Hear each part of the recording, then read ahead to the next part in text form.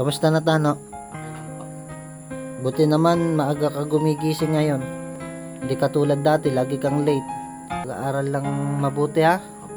Huwag gagaya sa ibang mga kabataan na nalulong sa barkada at sa mga online games.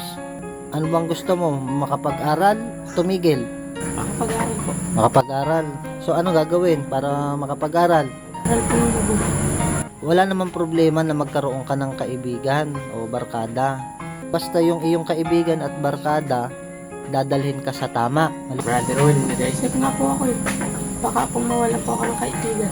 Natatakot ka mawala ng kaibigan. Di bali nang kukunti ang kaibigan Tano, basta tino ang kaibigan. Marami kang ang kaibigan, dadalhin ka naman sa masama. Anong gusto mo, kukunti o marami? O, di baling kunti, basta tino ang mga kaibigan. Pero kung ang mga kaibigan mo, tuturuan ka na gumawa ng masama at masira pag-aaral mo, bakit ka sasama? Tama? Tingnan mo si Antukin. O, agang-aga, gustong humiga.